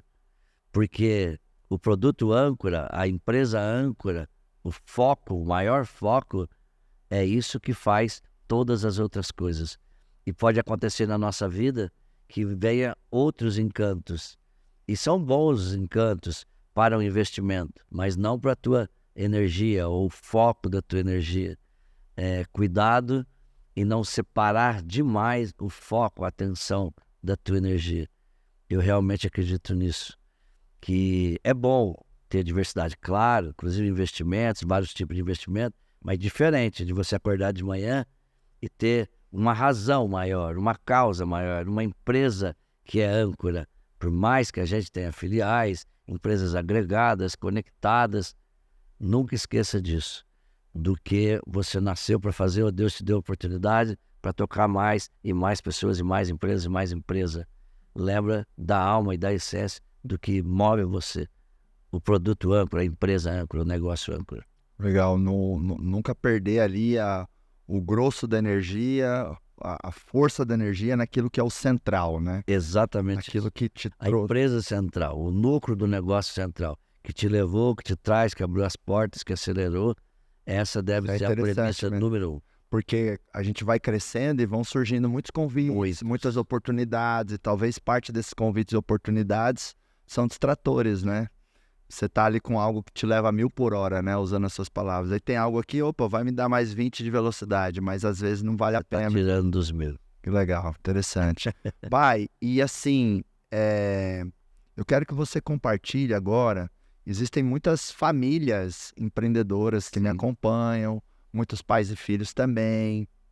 O que você acha que contribuiu, né? E pensando agora que você está falando para famílias empreendedoras, para pais que têm filhos, que querem formar esses filhos como empreendedores, ou famílias que têm pessoas que são interessadas em empreender, né? Olhando para assim, para nossa história, para nossa árvore genealógica, por tudo que a gente já passou, o que você acredita que contribuiu tanto na minha formação como empreendedor, como pessoa, e que me ajudou a gerar os resultados que eu tenho hoje? Porque eu tenho algumas coisas na minha cabeça, mas eu queria ouvir essa sua análise para que isso também sirva como lições para famílias que estão preparando filhos, ou para, né, famílias empreendedoras. Uau, boa pergunta.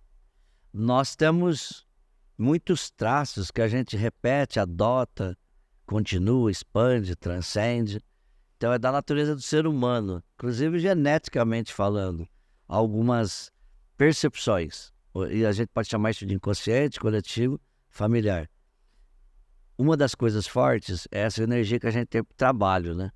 Então você vê, o teu bisavô, que é o vô Jerônimo, né? Meu avô, já tinha aquela energia forte, poderosa. A avó é uma máquina, e eu mais outra. E você se tornou mais uma, né? Essa força, essa energia, essa garra, esse foco, somos incansáveis, imparáveis, e isso é muito forte. Então tem o exemplo que é consciente, que eu vejo, e o exemplo que é genético, que é inconsciente. O exemplo energético, de ir, de tocar, de transcender, isso é uma das coisas fortes. Então, por mais que você tenha consciência ou não tenha consciência, com certeza esse ver e entendendo, esse ver e intuindo, te ajuda pra caramba, com certeza, até hoje.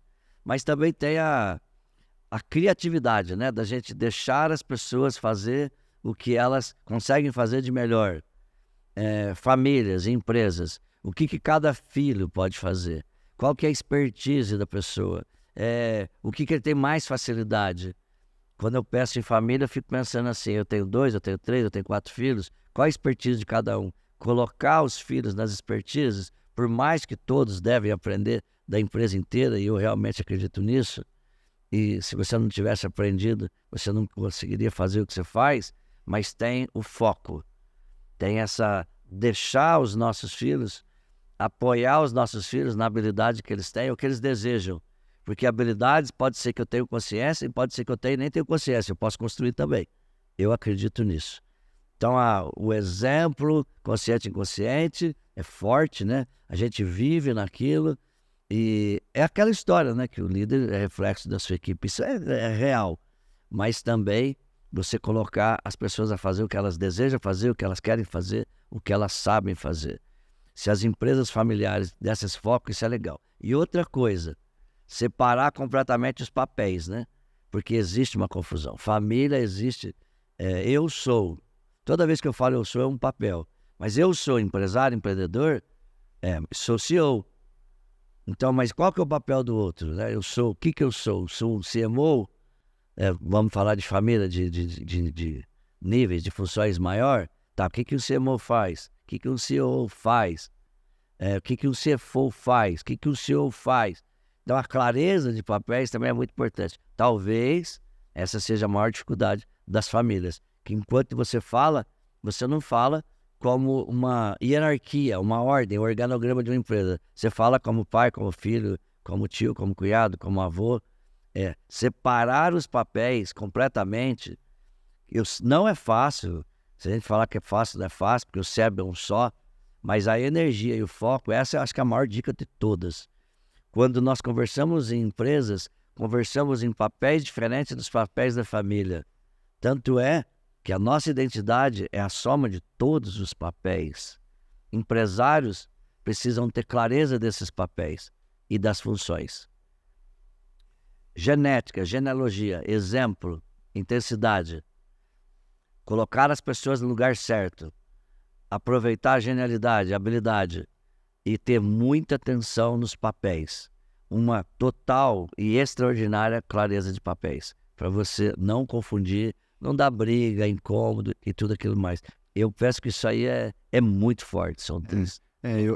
Eu reconheço conscientemente o quanto o exemplo foi importante para eu ter essa veia empreendedora. Mas talvez mesmo reconhecendo conscientemente, eu acho que tem muito mais peso ainda do que eu acho que realmente tem, né? Porque dos dois lados da família, assim, né? O vô Jerônimo, meu bisavô, já era empreendedor. Muito. Né? O meu vô Neca também, que é meu avô, do lado da minha mãe, também tinha ali uma veia empreendedora, né? Sim. Então, apesar de quando eu nasci, não ter nascido em berço de ouro, né? Lá em Doverlândia, mas tinha muito exemplo, né? De empreendedores em torno de mim ali, né? Porque, querendo ou não, nessa época ali, quando eu era pequenininho, eu lembro meu avô, ele puxava linha de leite. Meu avô, Sim, tinha várias linhas de leite. meu avô Zé. Então, mas querendo ou não, é uma atividade de empreendedorismo. E tinha fazenda também. Tinha Exatamente, gado e plantava. E ainda tinha os caminhões de leite. exatamente. Então, eu acho que essa força do trabalho, eu sempre fui muito exposto à força do trabalho. A não ter preguiça, a fazer o que tem que ser feito, a entender que às vezes você vai precisar sacrificar alguns anos para poder construir algo maior, a também não ficar no conforto. Eu vejo muito isso na nossa família, assim, não ficar na zona de conforto, né? Então, beleza, eu conquistei isso aqui, mas o que mais eu posso gerar? O que mais eu posso impactar? Eu diria que é quase que genético pra gente ali, né? E interessante você colocou, pai, de cada um explorar o seu talento, né? Eu lembro que na minha jornada te ajudando a construir BC, empreendendo juntos e tal, eu explorei muito o meu talento de vendas, de área comercial. E eu lembro quando eu estava na faculdade ainda, e eu falava para os meus amigos dos seus cursos, eu tinha muita facilidade para vender. E eu percebi esse talento. Aí quando eu me formei, voltei para Goiânia para estar mais perto lá de você e tal, eu tinha muita confiança de pôr minha bunda lá na cadeira, o headsetzinho e vender ali bastante os nossos cursos. Então, assim, né, foi criado ali um contexto que eu pude explorar muito aquele talento. E aí eu vejo assim, talvez depois de explorar um talento, a pessoa pode ir aprendendo outras coisas, né? Aí foi ficando bom na gestão, na liderança, a empresa sempre investindo muito em mim. O senhor usou também bastante, muito marketing, né? Exatamente. Muito curso, viajou bastante. Exatamente. Então, esse processo de formar a pessoa tem que existir, né? Mas eu acho que é uma corresponsabilidade, né? A pessoa tem que querer, né? E eu acho que a família e a empresa estarem disposta ali a investir, né? E um outro ponto que você trouxe dessa separação de papéis, isso é desafiador, né, pai? É desafiador. Porque eu até lembro que a gente, trabalhando juntos, a maioria do tempo eu sempre chamei mais de pai dentro da empresa, mas teve uma época até que eu comecei a chamar mais de José Roberto Marques e tal, enfim. E aí, até um dia eu vi uma entrevista da Luiza Helena Trajano, e ela falou o seguinte, perguntaram lá para ela, a reunião do conselho do Magalu, tá lá o Fred é o CEO, né, do Magalu. É o filho dela. É filho dela. O Fred te chama o quê? Presidente do conselho, Luiza Helena, mãe. Aí ela pegou e falou assim, o Fred me chama de mãe. Eu sou a mãe dele, é o principal papel que eu tenho na vida dele. Só que naquela hora ali, o Fred não vai falar do aniversário da minha neta, da filha dele. Não. Naquela hora ali, o Fred não vai falar de coisas da família. Então, assim, ele me chama de mãe, porque é o principal papel que eu tenho na vida dele, mas se nós temos um momento de trabalho, nós temos que pôr foco naquilo ali e entender que outras coisas não podem invadir. Sim. E que uma situação de uma esfera ou de outra não pode atrapalhar as melhores decisões e tudo mais. Mas realmente é uma grande dificuldade ali, é uma maturidade que tem que ir sendo desenvolvida, né? Por todos, eu acho, né? Tanto os pais quanto os filhos, mas eu acho que pondo a necessidade e o desafio na mesa, a gente já vai melhorando ali e vai lidando melhor com esses mais diversos papéis. Tomar consciência da dificuldade faz ela ser menos dificultosa, né? Interessante, né? Se eu for pro clube, eu falo pro meu cérebro, eu tô indo pro clube, né? Vou jogar tênis. Se eu for pra igreja, eu vou orar, vou rezar. Se eu for pra empresa, opa, ali tem um sistema, empresa. Se eu tô em casa, a gente aprende a fazer isso, por mais difícil que seja. E a prática cria mecanismos e trilhas neurais que você automaticamente já tem aquele papel claro. Mas se eu não praticar conscientemente, ralar, tomar consciência, ter desconforto, isso nunca será algo automático, inconsciente. Então o papel, a clareza dos papéis, eu gosto demais de falar isso. Tanto é que todas as clarezas de papéis, todos os papéis, quando a gente soma, isso que é a sua identidade. São coisas diferentes, que é você, que é entrelaçado, mas é a somatória que faz você ser quem você é. Então olha que importante, né? Imagina se a gente tivesse uma respiração, um bater os dedos, ou eu me lembrei da linha amarela da Disney, né? Que é uma ferramenta maravilhosa, né? Colocar uma linha amarela na porta para lembrar, estou entrando em casa, estou entrando no trabalho, estou entrando aonde que eu estou entrando, né? E isso pode ser imaginário, mas uma época no IBC, não sei se você lembra, a gente realmente pôs, né, a linha amarela no chão para lembrar a gente. Sim, sim. Ou seja, conscientemente acessar o papel, né? Isso. Então, vamos lá. tô nesse papel aqui agora. Eu ponho o pé aqui e aí eu ligo a pecinha, né? Qual que é o meu papel aqui? Legal. Pai, eu quero trazer agora uma pergunta inusitada, hein? Desafiadora. Eu quero que você compartilhe um grande erro que você já tomou enquanto empreendedor, enquanto empresário. Um erro, uma cagada mesmo, assim. Quanto mais fedido, melhor. Tem bom ar aqui, a equipe, não tem problema, tá? Pessoal, prepara o bom ar aí, porque às vezes às vezes é essas cagadas que geram os maiores aprendizados. Sim. Então, eu gosto sempre de extrair aqui de alguns dos nossos convidados, né? Uma grande cagada, um grande escorregão, uma decisão errada ali, e o contexto ali, um pouco dessa decisão, porque eu acho que assim, a pessoa inteligente é aquela que aprende com os próprios erros, mas eu acho que o sábio é aquele que aprende com o erro dos outros, né? Muito melhor. Você gasta menos dinheiro, menos tempo, menos energia, né? Inclusive não vários, né? Mas lembrei de um aqui, né? Uma coisa que da sua história que você errou ou você passou, e isso me gerou uma competência que eu tenho há muitos anos e acredito que eu não vou passar, porque o senhor já passou por mim, vamos dizer assim, é que o senhor já quebrou. Sim. Né? E eu lembro que quando foi uma situação difícil para nossa família. Então eu aprendi, eu desenvolvi em mim a cultura que o senhor também tem de guardar dinheiro. Então, né, quando o IBC começou a dar mais certo e eu fazendo ali o meu dinheirinho e tal, enfim, eu sempre fui poupando também, né? Eu sempre pensava assim, não, pô, fiz 100% aqui com a empresa. Eu vou gastar 30% desses 100, os outros 70% eu vou guardar, vou pôr na aplicação, vou juntar dinheiro para comprar uma casa, um apartamento, né? E fui ali construindo as minhas coisas. Então, eu aprendi com o seu erro lá de trás, né? Ou o contexto no qual você passou. Então, acho que isso é muito legal. Qual que é a cagada que você pode compartilhar aí pra gente? O cérebro tá processando. Eu lembrei mais do que uma situação. Uma delas, inclusive eu carrego esse desconforto até hoje, e por mais que eu trabalhe a minha mente, eu sempre fico pensando, né? Que é o confiar o dinheiro, a gestão, a uma pessoa que ela pode ter um descontrole no seu lugar.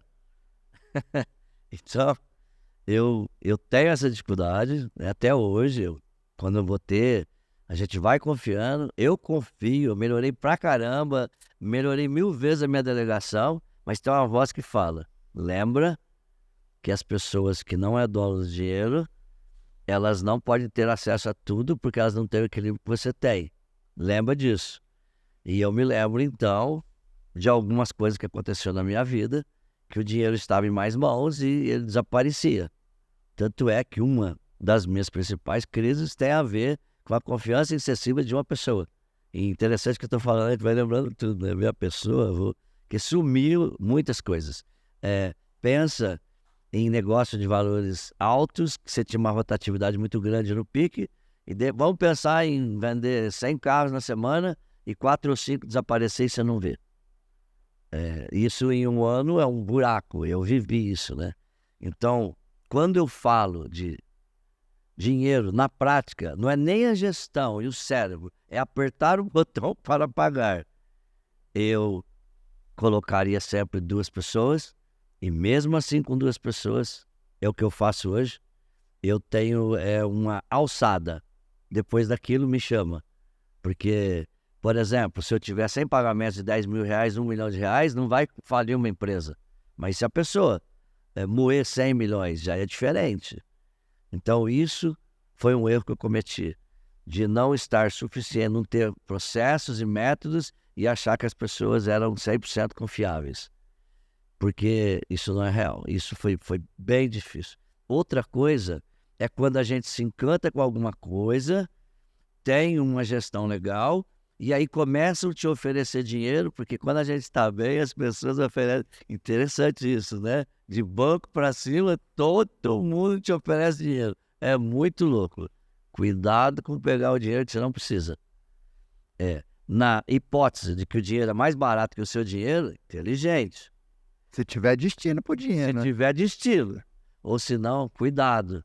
Porque essa euforia de, vamos crescer mais e mais e mais, estrutura melhor, respira melhor, porque o dinheiro que não é seu é um dinheiro bem diferenciado, né? Às vezes a gente pensa coisas maravilhosas, mas talvez não dê certo. Eu concordo que tem muitas coisas que é viável, mas é só uma atenção aí para você não pegar dinheiro sem precisar. Eu quero crescer muito mais, eu quero multiplicar por 10, então eu cometi esse erro. E aí você entra numa bola de neve interminável que é horrível, né? Que é bem horrível. Olha aí, duas excelentes lições, hein, nação empreendedora. Uma é não dar alçada demais para quem não tem bagagem de menos. Isso. E aí acabar tendo ali um dreno de dinheiro. E é muito comum isso nas empresas, hein, pai? Muito comum. As empresas terem ali, serem roubadas. Sim. E às vezes o roubo não é uma coisa grande, é um ralinho ali que tá saindo, tal, enfim.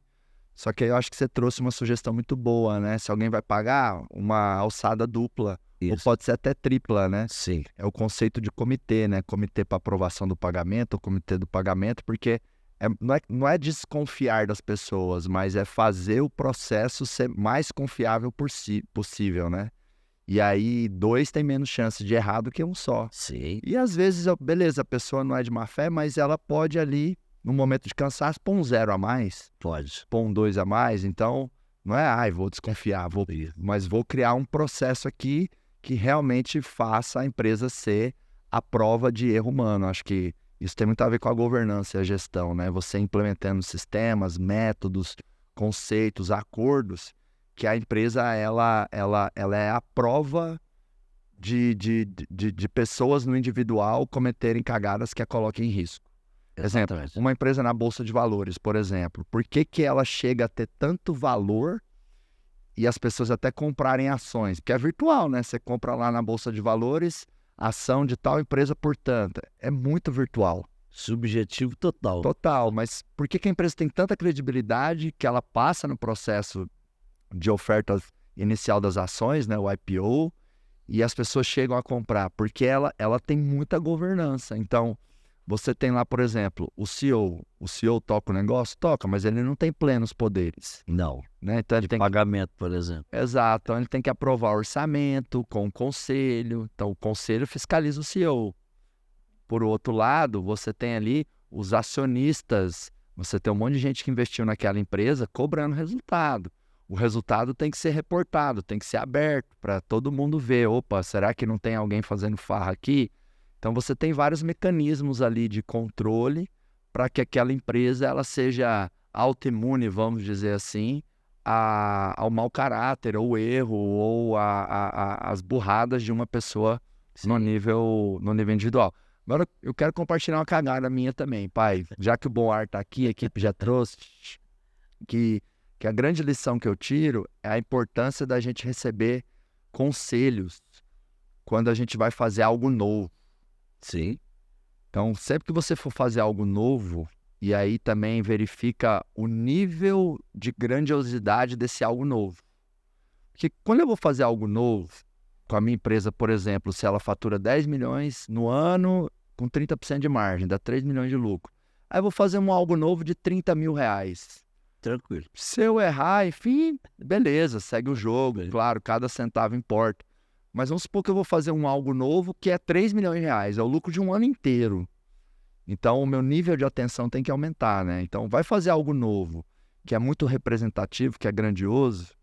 Esse conselho que eu vou te dar aqui é mais importante ainda, que o conselho é busque conselhos. Porque se você nunca fez aquilo, você é um aventureiro. Você não tem bagagem, você não tem experiência, você não sabe dos detalhes e tudo mais. Estratégia, método e tal. E a gente errou recentemente na decisão da construtora que ia fazer a nova sede do Grupo Acelerador. Até te contei no WhatsApp, né? Conversamos um pouquinho disso, mas tomamos um cano da construtora, e a gente errou em alguns fundamentos básicos que, se eu tivesse buscado mais conselhos com várias pessoas que entendem disso, inclusive o senhor, que é um grande construtor, tem uma construtora tal, eu não teria talvez cometido alguns erros ali que, na euforia do fazer rápido, enfim, acabei cometendo. Só que é a lição que eu criei para mim, porque eu acho que essa é uma das grandes sacadas da vida, né?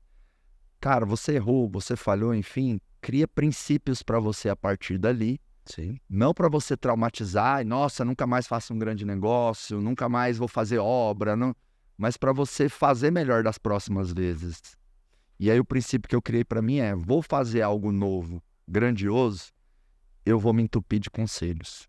Então eu deveria ter ligado mais pro senhor, eu deveria ter falado mais com outros grandes amigos que já construíram, e aí provavelmente eu teria recebido algumas sugestões ali que me fariam não ter errado. Sim. Até porque a empresa estava muito bem recomendada. E aí esse é um ponto também. Se a grandiosidade do negócio é grande, não confia muito só nas recomendações. Vai para os conselhos e realmente checa se aquela pessoa, aquela empresa tem capacidade de entregar o que ela está falando. Por exemplo, eu me tornei sócio do meu primeiro avião em agosto do ano passado, através de uma empresa de compartilhamento. Sim. Eu cheguei no nível, pai, de pedir o balanço da empresa e mandar para o meu contador para ver a solvência deles. Que eu pensei, vou pôr aqui mais ou menos 3 milhões de reais para ser sócio cotista de um avião, são 6 sócios. E quem garante que esse avião é real? Quem garante a solvência, que ele vai voar e tal? Nossa, aí fui fundo, assim, fui chato pra dedéu. O CEO da empresa lá, o Rogério, empresa maravilhosa, inclusive, que é a Avanto, super recomendo eles. O Rogério até falou: Marcos do céu, eu nunca peguei um cliente cric igual você. Pelo amor de Deus. Então a gente auditou, a gente olhou o balanço deles, DRE, tudo, tal, papapá, enfim, né? Só que acontece, essa empresa, ninguém me recomendou ela, eu achei ela. Então eu fui com a guarda alta. A outra empresa, eu tive várias indicações, entendeu? E aí essas indicações me abaixaram a guarda, acabei cometendo alguns erros, né? Então, saiba que existe um poder em você receber conselhos. Vai fazer algo novo, grandioso, receba conselhos. Talvez numa ligação de 15 minutos ou numas trocas de WhatsApp com o senhor, eu não tinha tomado o fumo que eu tomei, né? E uma coisa interessante é que as realidades mudam muito rápido. E outra coisa que eu aprendi em construção é que a gente deve comprar à vista, jamais adiantado. E é o que eu imagino que você está fazendo agora, né? De ter pagamento semanal. Não tem problema você pagar semanalmente dentro de um levantamento do que faz. Mas o dinheiro adiantado, ele desvirtua demais o negócio, porque as pessoas têm muitos negócios. E é interessante isso, porque às vezes eu estou com uma dificuldade, eu pego dinheiro de um lugar, faço no outro, e é uma tragédia. É exatamente. Eu acho que a dica, eu sou extremamente metódico nisso, né? Eu construo 10 casas o tempo todo, simultâneo, uma às outras. Gosto de casas de alto padrão, residenciais, mas eu falo pro meu fornecedor, eu pago à vista, não adiantado. Então, é muito engraçado que eles descarregam, tiram a foto e mandam pro financeiro. Eu descarrego, pago, é à vista. Ah, manda o dinheiro que eu vou levar. Tá, e se não levar? É muito louco isso. É muito, muito. Eu aprendi isso. Agora é o seguinte: faz, mede, paga. Na hora, à vista, Então, não adiantado. Exato. Então o teu fornecedor, ele tem que pôr o dinheiro na frente, o estoque na frente. Porque senão ele não é nem confiável. Se eu não tenho dinheiro para esperar uma semana, um mês para receber, que tipo de empresa que eu sou? Exato. Pensa, se eu preciso do dinheiro do meu cliente para começar uma obra, eu não tenho alicerce nenhum. Sim. Uma outra lição também que eu criei, pai, porque nessas maiores buchas é onde a gente mais aprende. Com certeza. É assim, às vezes está tudo dando certo. Então você fica excessivamente autoconfiante. Sim. E aí você acaba perdendo ali a atenção de alguns detalhes. Então isso também me atrapalhou. Que tudo vem dando muito certo. Ah, não, mas foi recomendado, dá para fazer nesse prazo, vamos acelerar, vamos já comprar isso, vamos fazer tal. Bota aqui tal dinheiro na frente que nós vamos entregar nesse prazo. Não, vai dar certo. Enfim, e não der certo. Mas o importante é continuar aprendendo, caminhando. E o que eu penso assim, né? Foram alguns milhões de reais, né, esse cano, mas que bom que Deus tem abençoado tanto a nossa empresa, o nosso trabalho, que não é algo que coloca o nosso negócio em risco. Sim. Claro, esse aprendizado podia ter custado só uns 100, 200, 300. Então foi um tempinho ali digerindo, né? Mas a gente tem que transformar ali a frustração, o erro, o problema, de alguma forma aprendizado e continuar caminhando em frente. Pai, seguinte, ó, vou tocar no seu microfone aqui, ó. Toquei, ativei um superpoder no seu microfone. Então tem 100 vezes mais pessoas ouvindo e assistindo agora o Pode Acelerar. Então esse é o toque mágico da exponencialização da audiência. Eu gostei disso. Não, aqui no Pode Acelerar só eu tenho esse poder. Mas você pode levar lá pro seu podcast. Não. Então, Tem ó, lugar onde que aperta? depende do vento, entendeu? Depende da intuição. Eu olho que tá brilhando aqui um pouquinho mais, assim, eu toco, pô, aumenta 100 vezes a audiência. Então, imaginando que tem 100 vezes mais pessoas ouvindo, assistindo aqui agora, qual é uma mensagem? Uma mensagem que você quer deixar para os empresários, os empreendedores, esses homens e mulheres que eu chamo de heróis da nação. Eu falo, pai, que tem negócio que não é negócio, tem negócio que é projeto social. O senhor já teve um projeto social que você chamava de negócio, sabe qual é? Supermercado. Entendi. Agora que eu entendi. A margem é tão baixa, que o camarada tem que ser muito grande. Não, o camarada tem um projeto social, né? Eu ainda quero defender isso um dia lá no governo, que é o seguinte, tem que criar o dia das empresas com baixa margem. Empresa que tem abaixo de 5% de margem líquida, tem que criar um dia em comemoração a esses caras e todo mundo fazer uma doação. O país inteiro, cada um dá 2, 3 reais de doação, vezes 200 milhões de brasileiros, dá 500, 600 milhões, vai para um fundo de reconhecimento a esses empreendedores. Não faz sentido? Faz sentido. Porque, pô, o cara trabalha, camola, aquela família ali morre, um supermercado, vários tipos de empresa, aí fatura 10 milhões para sobrar 500 mil no ano. E ele não tem espaço de erro, né? Não, e nem de erro e nem de descanso, né? Supermercado, nem de erro, nem de descanso. Então não dá para chamar esses aí de heróis nacionais? Isso é herói nacional. Então, ó, microfone amplificado, deixa uma mensagem para os heróis nacionais aí, que são os empreendedores. A certeza absoluta é que tudo são as pessoas. O que nós precisamos fazer, o que nós podemos fazer agora para entender mais de gente? Como devemos melhorar a comunicação dentro da empresa, com você mesmo? E o melhor, você nunca vai melhorar e empoderar um sistema, uma empresa, sem antes você empoderar e melhorar você. Ninguém dá o que não tem. Talvez todos nós precisamos tirar um tempo, precisamos investir na coisa mais linda, poderosa e maravilhosa do mundo, que é nós mesmos, o nosso perfeito funcionamento. E isso tem a ver com lazer e isso tem a ver com estudo. Que você faz e você prega tão bem, né? Liberdade e lucro. Aprendi. Tá me acompanhando no Instagram, hein, pai? Liberdade e lucro. E nós precisamos verdadeiramente ter esse time, mas também fazer essa viagem para dentro. E as empresas familiares que tenham muita consciência desses papéis. Porque se isso acontecer, será mais lucro, mais harmonia, mais sucesso, mais crescimento. Minha mensagem é: investe nas pessoas, sabendo que a primeira pessoa que você tem que investir é em você mesmo. Porque tudo é feito com pessoas. Uau. Paizinho, eu geralmente nesse final eu dou um recado aqui para nossa audiência, mas hoje eu quero dar um recado para o senhor. Quero te agradecer, te honrar, dizer que você é um pai maravilhoso, espetacular, que sem a sua vida, a minha vida não existiria, e que sem o seu exemplo de força, de caminhada, de homem, de ser humano, eu certamente não teria construído nem perto do que eu estou construindo. Então saiba que tudo que eu construo tem o seu dedo, a sua essência, a sua força, e que Deus me abençoou demais, me dando um pai como você, me dando uma mãe como a mãe que eu tenho, me dando avós maravilhosos. E eu quero te honrar e te agradecer aqui, viu? Dizer que você é uma inspiração para mim, dizer que você é um exemplo E que de verdade, se Deus chegasse e falasse assim, você quer trocar de pai? Eu ia falar, nem a pau, Juvenal, jamais. Porque o senhor é um exemplo de força, de inteligência, de garra. Eu que conheço profundamente aí a sua história, a nossa história, sei o que você já venceu para poder chegar onde você chegou. E é muito louvável, é muito admirável. E eu sei que se hoje eu tenho algumas capacidades, algumas competências, algumas habilidades, alguns dons, foi porque você pagou muito preço durante muitos anos da vida, tá? Então, muito obrigado.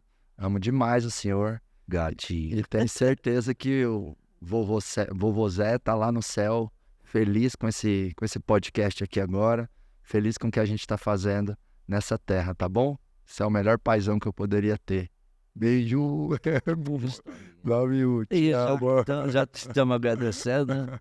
Aproveitar a oportunidade para te honrar, te agradecer pelo convite e dizer como é bom, né? A gente ver o fruto prosperar e acreditar e transcender. Parabéns pela jornada, pela intensidade, pelo foco, pela paixão e também pela bondade, porque eu acho que essa é uma marca muito forte que a gente tem, né? Uma bondade na alma. Yes. Parabéns. Empreendedores, empresários que estão assistindo aí, que essa conexão aqui, ó, de pai e filho, de alguma forma, possa inspirar a sua família, a sua jornada, a sua caminhada, né? Não foi fácil pra gente, né, pai? Talvez você não esteja num momento fácil, mas segue em frente que com certeza você vai colher frutos cada vez mais maravilhosos. E pai, o encerramento clássico aqui do Pode Acelerar é assim, ó, eu falo pode e o convidado fala acelerar aí, tá bom? Mas com muita energia, tá bom? Nem tem energia. Então vamos energizar, não high five aí, ó. Energia!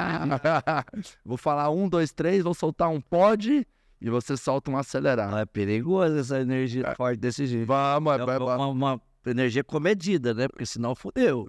Não, tem muita potência. Não, vamos soltar mais forte. A semi mais forte. Sério, tá.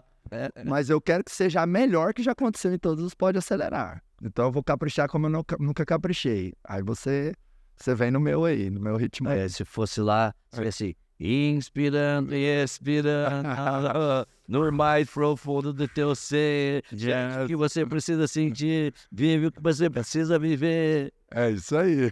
Então vamos lá, hein? Eu vou soltar o pode e você acelerar, hein? Nossa Prepara aí, paizinho. 1, 2, 3. Pode! Uou!